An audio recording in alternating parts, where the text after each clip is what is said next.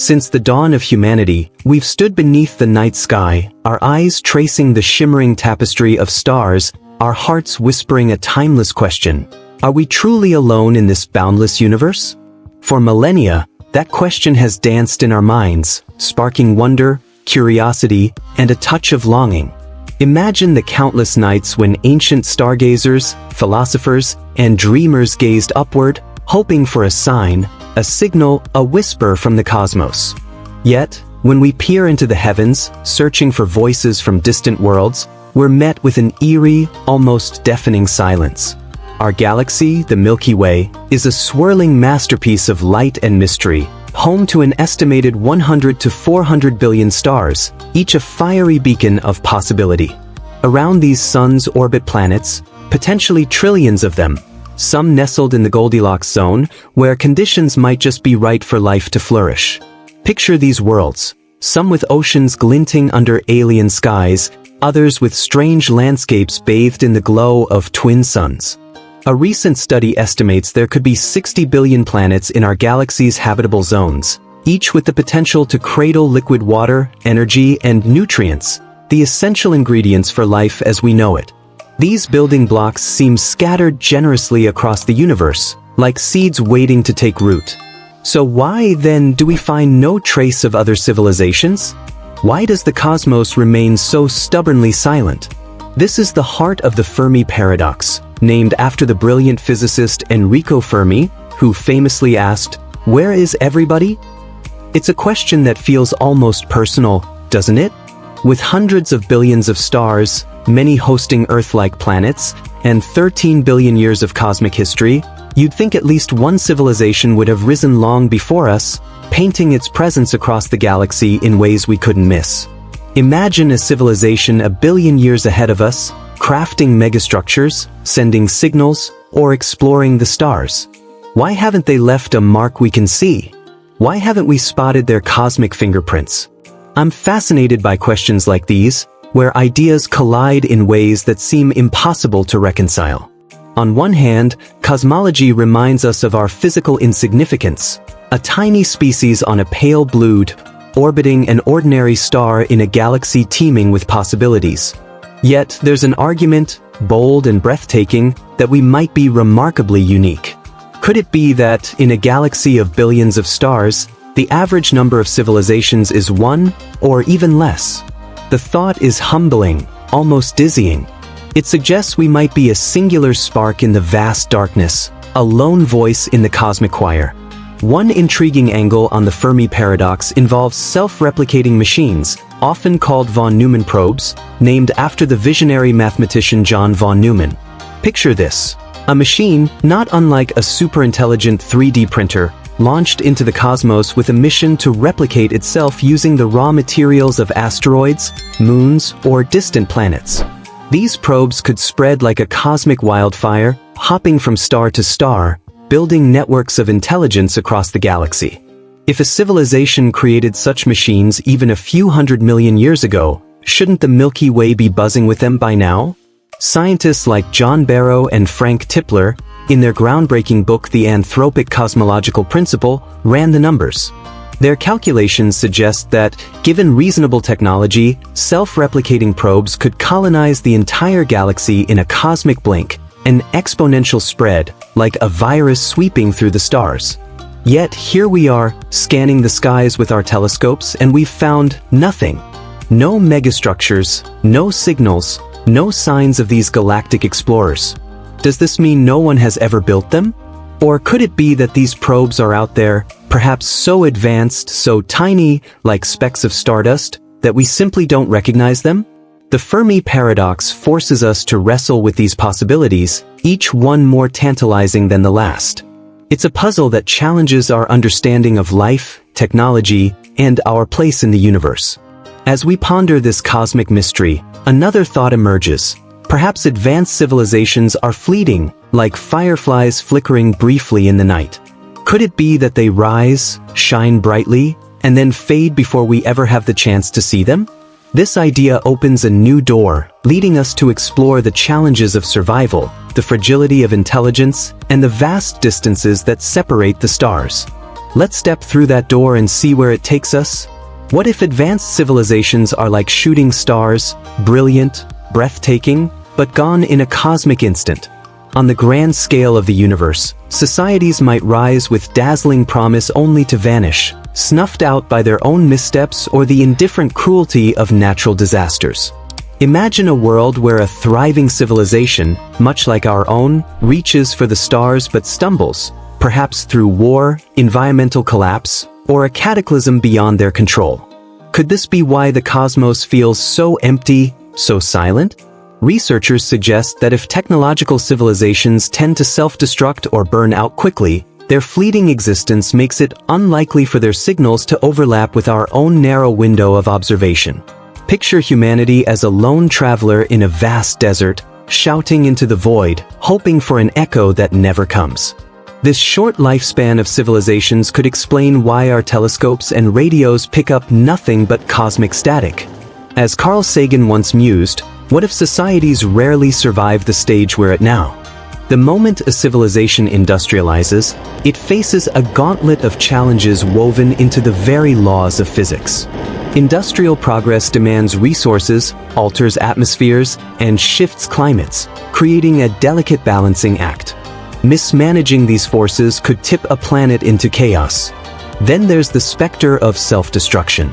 Consider this. Just a century ago, humanity lacked the power to annihilate itself. Now, with nuclear arsenals and advanced technologies, we hold that power in our hands. Isn't it sobering to think we're still navigating this tightrope? These challenges, climate crises, nuclear risks, and more, might be universal, a kind of cosmic rite of passage that few societies survive. This idea has a name, the Great Filter. The Great Filter hypothesis asks a haunting question. Is there a barrier that stops most civilizations from reaching the stars? Perhaps this filter lies in our past, in the improbable leap from single-celled microbes to complex, multicellular life. On Earth, that transition took billions of years, a rare and arduous step. If that's the filter, then we've already passed it, and we might be among the lucky few. But what if the filter lies ahead? What if the true test is right now, as we grapple with the power to reshape our planet or destroy it? If we fail to navigate these challenges, war, ecological collapse, or technological hubris, it could explain why the galaxy seems so quiet. We might be approaching a filter that most civilizations never cross, a solution to the Fermi Paradox that's as sobering as it is profound. Some dismiss the Fermi Paradox entirely, convinced that aliens have already visited us, their ships gliding silently through our skies. But science demands more than belief. It demands evidence, extraordinary proof for extraordinary claims. One intriguing idea, the zoo hypothesis, suggests that advanced civilizations do exist but choose to watch us from afar, like zookeepers observing animals in a cosmic enclosure. But here's the catch, even zookeepers don't hide completely, do they? As our telescopes grow sharper and our searches more sophisticated, any hidden observers would need to be masters of stealth, dodging our every attempt to detect them. It's possible, sure, but it stretches the imagination.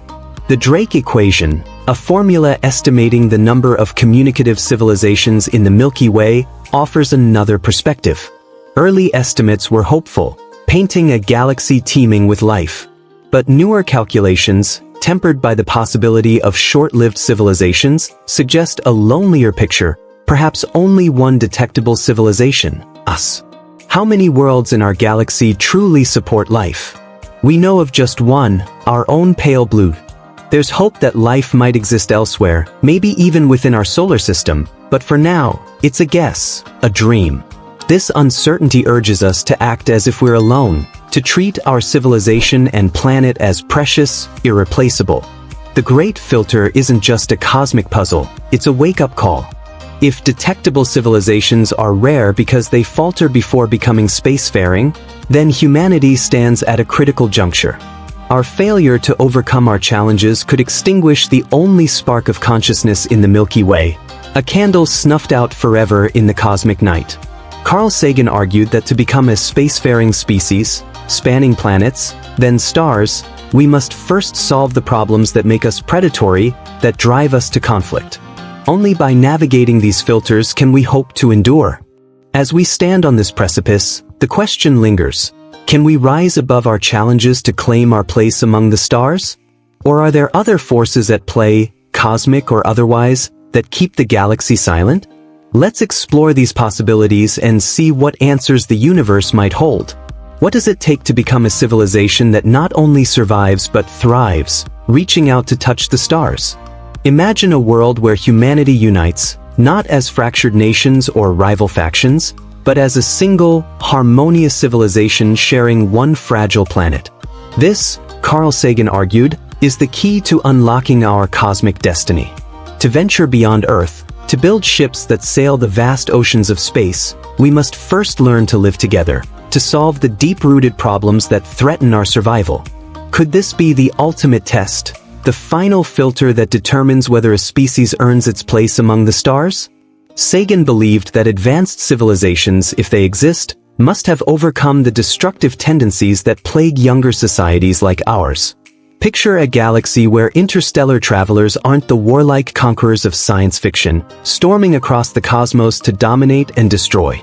Instead, envision societies that have tamed their violent impulses, choosing cooperation over conflict, wisdom over chaos. Because a civilization driven by aggression is unlikely to master the complex technologies needed for interstellar exploration. Building a starship isn't just a feat of engineering, it's a triumph of unity, foresight, and restraint. Violent societies, Sagan suggested, might burn out before they ever leave their homeworld, consumed by their own fires. But was he right, or was he simply an optimist dreaming of a better future? The Fermi Paradox, at its core, isn't about proclaiming certainties. It's about asking questions that challenge our assumptions. It's not dogmatic, it's a cosmic invitation to wonder. We gaze into the night sky, our telescopes scanning the heavens, and find no trace of other civilizations.